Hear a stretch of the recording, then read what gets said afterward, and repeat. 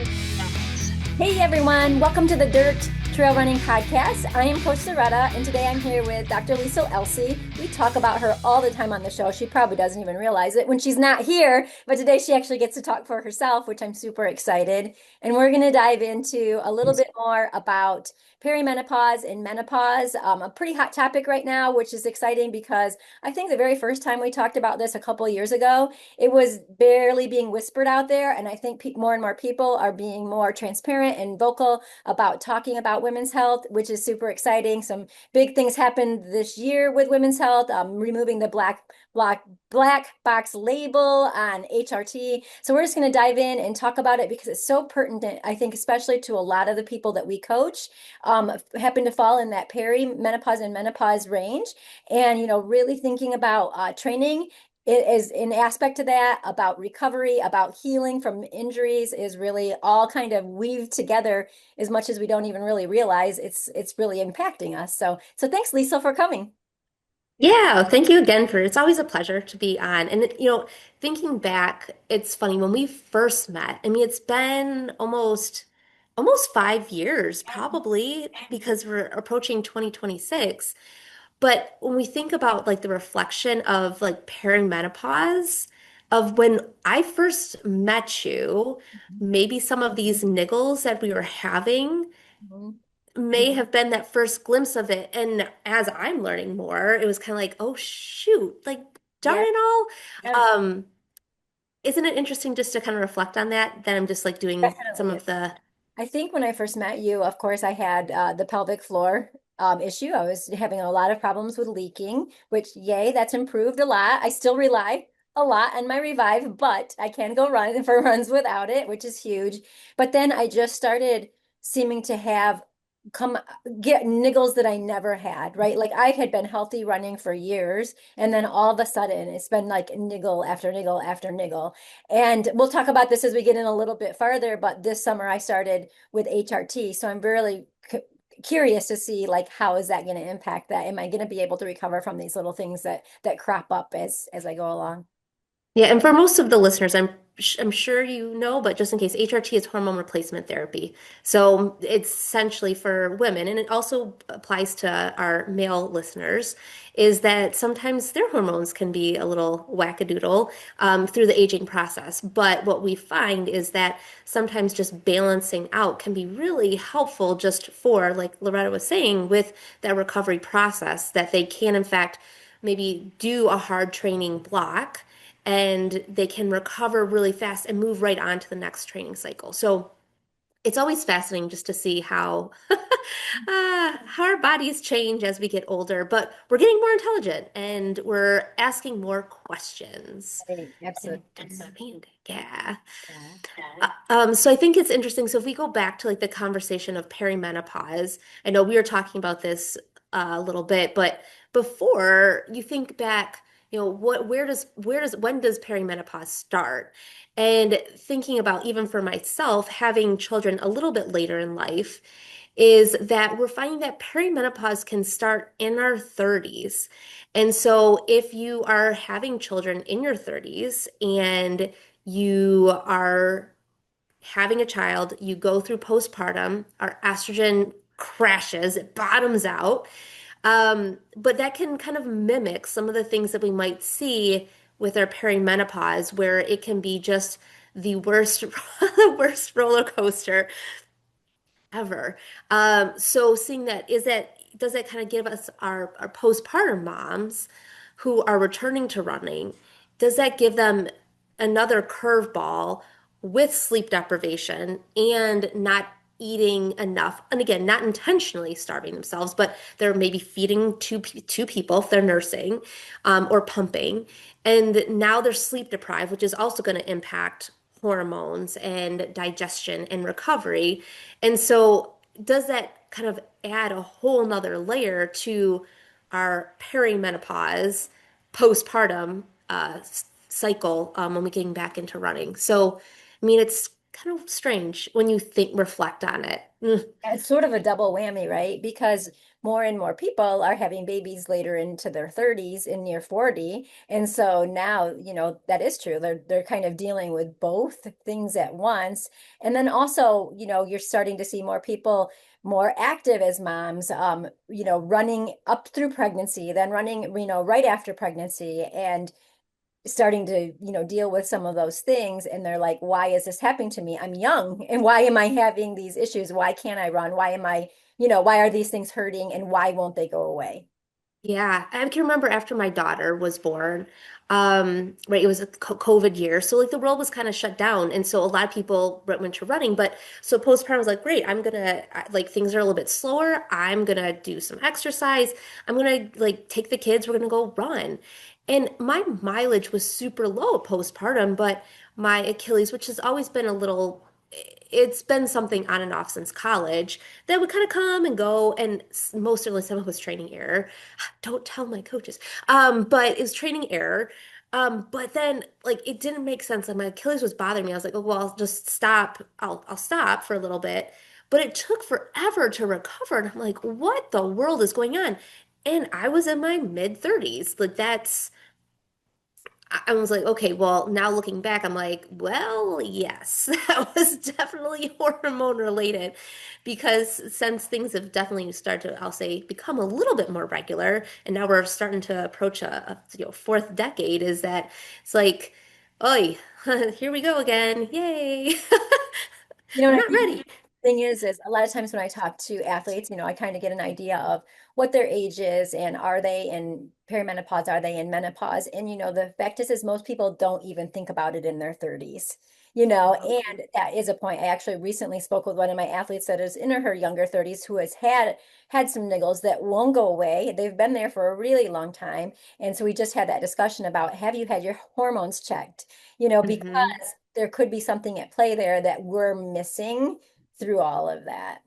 Yes, and I think that some of the symptoms of even our reds can be similar to our perimenopause, menopause symptoms. So, and again, we're learning so much more about it and trying to catch it before it spirals, before our athletes, especially female athletes, spiral out of control. And so I think for our ladies who are listening is one of the things you can do is just be an advocate. Like if you don't feel like yourself and you've been nursing an injury forever, and I think this is where, Loretta, you've been an advocate for yourself. Like you're an advocate for yourself. Like this isn't, I won't settle for this answer. But just be persistent because sometimes our doctors just haven't been trained to know the answer or dis try to discover what the answer could be. And so then you're left like, okay, well, I guess this is just how it has to be. And the answer is like, no. Don't take don't take that for an answer. And I love that you say that about advocating, because that's a big thing. I'm an advocate for my athletes too. So, I have athletes that, I may suggest something like that, but then they go to their primary care physician and they will not do any checks for hormones, or they're not interested in prescribing hormones, or maybe the answer is birth control. There's just not always a full look at the situation. And my reaction to that is find somebody else. Like there are other people out there that can help you. If you're getting an answer and getting a roadblock, there may be somebody else there that can help you with this. And that's kind of where I went down, my path, is trying to figure out what was going on, listening to a lot of podcasts, researching, trying to understand things that were happening with my body, feeling really frustrated. I mean, I don't know how many times I hear this, we're frustrated, our bodies are changing. They're changing so much, especially in our, later 40s, early 50s. I'm 54. And I feel that I'm pretty athletic. I've been my whole life pretty much, been running or strength training. And then to feel like, why did my body do this to me? I feel like I do pretty well with my nutrition. I'm not perfect, but pretty well with my nutrition. Maybe I'm in the under eating piece at times, not intentionally, but that happens. But have been, running tons of miles. I have a great team that wraps around me with you, a chiropractor, massage therapist, I feel like I'm doing all the right things, but still my body composition is changing, not happy with it. I feel feel miserable. That's kind of where I was at. Always felt really inflamed. Some days I would wake up feeling like the Pillsbury Doughboy, like everything felt swollen on me. So, like, okay, what's the answer? What can I do? I went down I've went down lots of rabbit holes to try to figure that out, right? So finally, after listening again to a podcast talking about HRT, that was finally like the question came to me was, which is worse, the side effects of going on HRT or the risks of not going on HRT? And that was really kind of my light bulb moment. Like, okay, yeah, this is something I need to really think about because when we talk about hormone replacement therapy, it also has to do with bone density in our mental cognitive health. And those were the things that really made me think, okay, I really wanted to dive into this a little bit deeper. And so that's when I found a person that I'm working with. And I really have, I mean, I just can't even believe I'm like, why didn't I do this sooner? Right? I'm feeling so much better in my body. Everything feels a lot better. I'm not taking naps all the time. I was to the point that I just would lay down, like I'm just so tired. I can't keep going. And that's even past that. I'm not struggling with night flash or hot flashes and night sweats, which were extreme at times. There's just so many things that have changed for me. And so I'm really glad that I've done that. And I'm glad that I had you as a sounding board as I was going through this. And then let's put that into piece of, niggles that I've been dealing with. Like I'm very curious how this is, impacting. And if maybe you've noticed already, but Yeah, and I think that it just gives us the opportunity to just like pause. And I think in general, we just want to see that our body can kind of figure it out itself and give it its opportunity to do that. And so that's where like looking back, we can't just always get down. Like I wish I've done it sooner because we also have to give our body the opportunity to just go through that process of feeling, okay, can it figure it out or does it need a little jump start?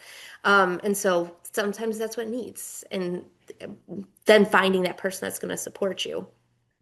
But yeah, I think it'll be a fun journey because you've transformed over the past couple of months, and it's one of those little things that as the person going through it is sometimes you're like, yeah, I think I'm feeling better, but I don't really know. And then each time I see you, I'm like, hi, like, hi, you're still changing, aren't you? So it's fun from that perspective because that just opens a whole new chapter of opportunity to see what 2026 race season might look like. right. So we'll kind of, Uh, makes a lot of strength gains as well. Of course, I'm putting in the work for those strength gains, but it certainly has helped to have my hormones, I believe, in balance. And creatine can be helpful too, so there's some supplements there that can be great. But yeah, okay. I can you pause the recording? I, yeah, I can't pause it. No. Sorry for that little glitch, everybody. We have a cold season here in Michigan, so we will be kind of wrapping up shortly, but we want to touch on a couple more things about just the perimenopause, menopause conversation because I know HRT isn't necessarily for everyone. There are other options that exist, but finding that person that matches your needs and your goals that you have. Is that like a Yeah, fair? I think that seems fair. Yeah, like don't just take no for an answer, kind of do that investigation. Try to find somebody that can be on your team that can help you get through this time of life because it can be hard. And it may be, it may be a running coach that can be part of your team. I tend to specialize with people in perimenopause, menopause, finding that person, I think about that in all of my life. All of the people that surround me in my team are typically runners.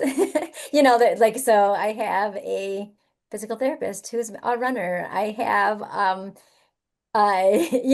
like a variety of people are somehow connected to the sport that I love, because I just have felt like this has been where I get the best support is people understanding what I do, especially when we think about not just running, ultra running, for people to really understand it, I think is huge. I mean, I'm sure Liesl could tell like the difference between maybe somebody that's running marathon and under versus somebody that runs over that. It's that impact on us, the changes in our bodies, so many of the things that happen. Well, and even as like a little sidebar, I was talking with my husband, and one of his athletes had is coming back off of an injury from, and he had said, I saw two other PTs, and but your wife was the best therapist I've seen because she understands what I have to do, and she just really listened to my what I needed to be able to do to perform. And I said, "Oh, I'm like, well, I mean, that's really kind, but it also goes to show for those who are starting body changes is that find somebody who understands the running perspective because just like everything is like if you can see a physical therapist and if they don't necessarily understand the running mechanics is they only get you to a certain point and then you may be circling back around like oh gosh why is this still there so again still being an advocate for yourself of like well this is what I want to be able to do because how many times have we heard it from patients or clients my doctor said well why do you want to run that far and it's like because I do. I am just I because I do and it helps my mental health. And so for any provider who's saying, "Well, don't run," it's kind of like, well, you're telling them then not maybe to manage their mental health, and that's kind of, bogus and shame on them for not trying to get to understand why is it that they run and why it's important for them to run.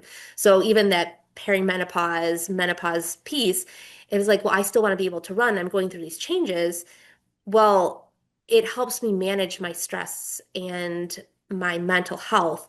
And this is why I need to run. And so that provider should say, absolutely, how can I help? Instead of, I don't know. Well, maybe you could try, why don't you try meditation? So like, sure, most certainly those things can be helpful, but really making the time and effort to say, like, pause, like, and reflect on it.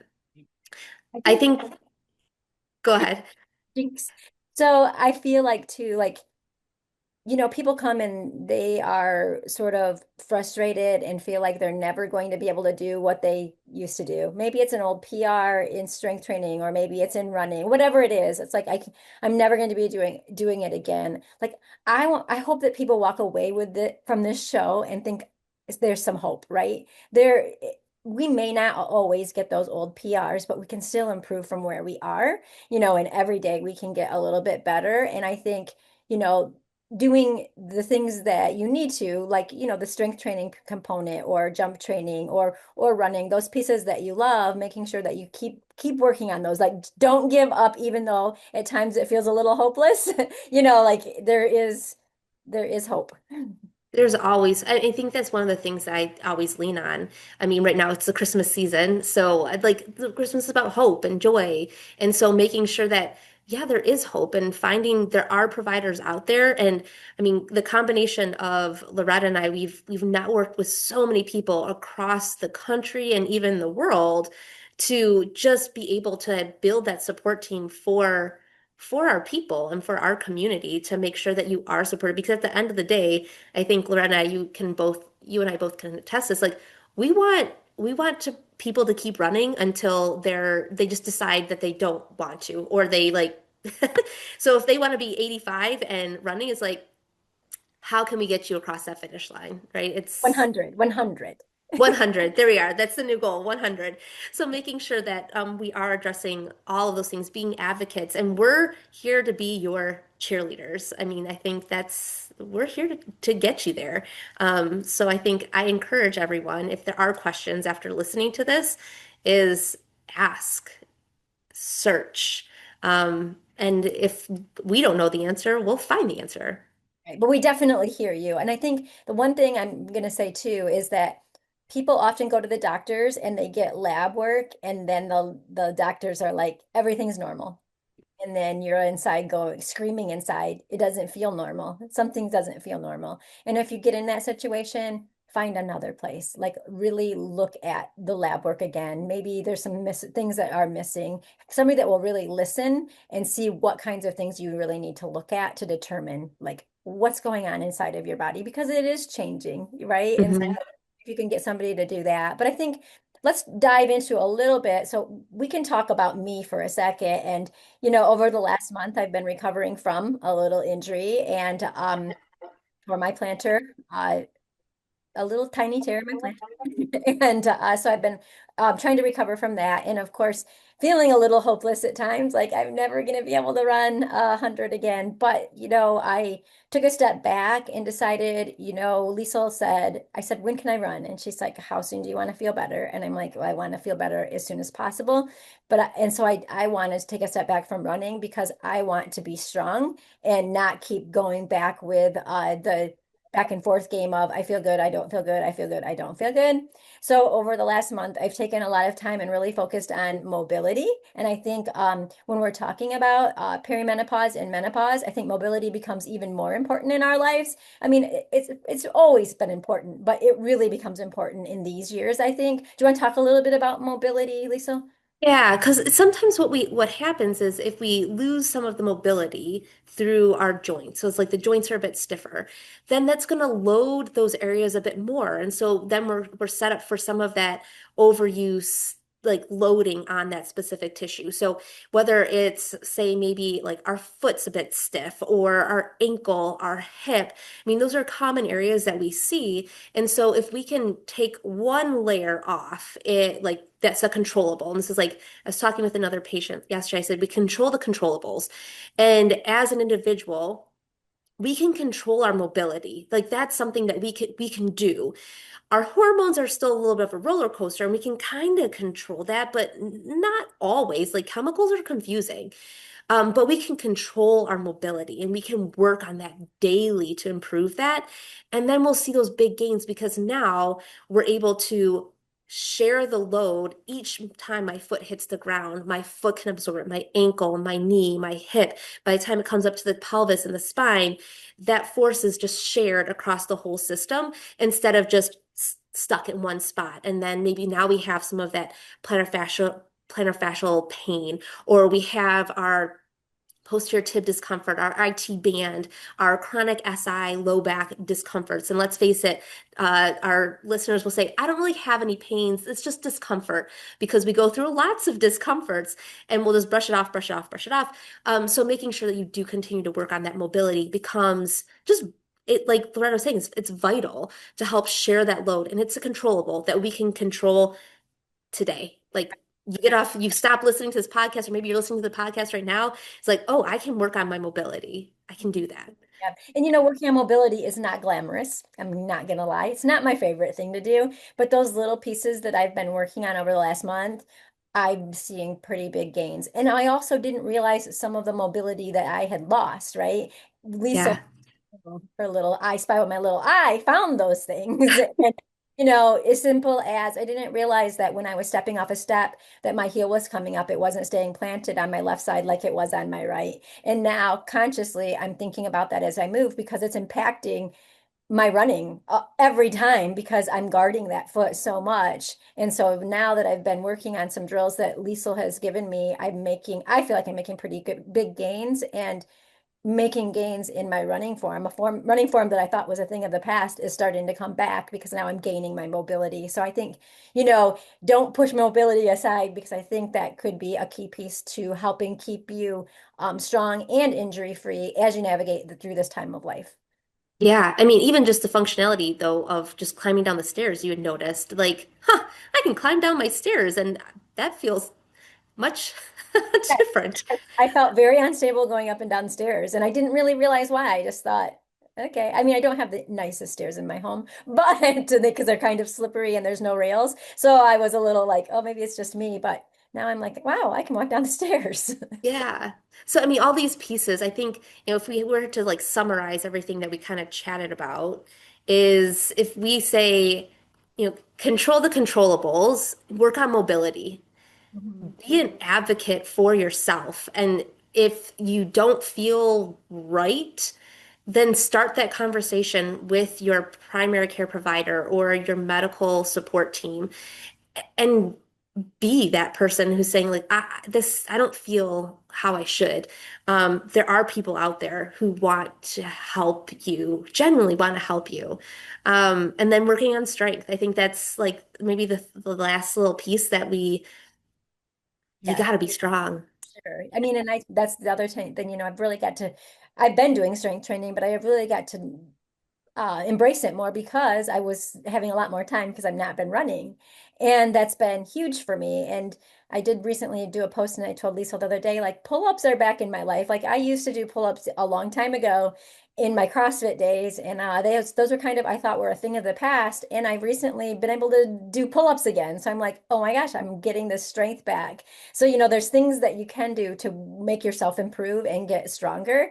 And I think when we think about mobility and when we think about strength training, it's not just for running, it's for life, it's for longevity in our life, is making sure that we're strong, that we can move, that we have good balance so that we don't fall and break our hip or get some kind of injury that sets us back. Yeah, and I think that hopefully everybody who listens and just gleams just one little piece of information and then reach out because that's like we're here for it.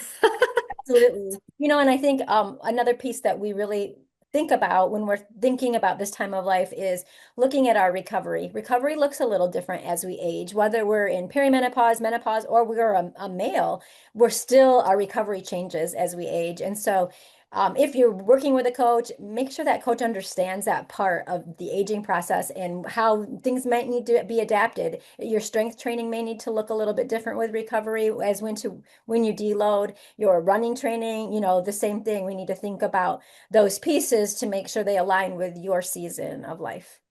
Yeah, absolutely.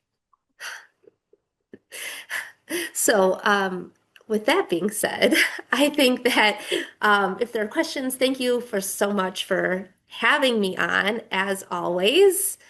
And if there's more, I mean, we could probably talk about this for hours upon end.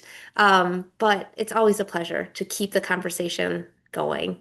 Absolutely. Like Lisa said, if you have questions, reach out. I've been through a lot over the last several years, and I love to share the guide or the wisdom that I've gotten over the few years that I've been going through this roller coaster of life. But we're here for you, and we want to help. And I hope everybody has happy holidays.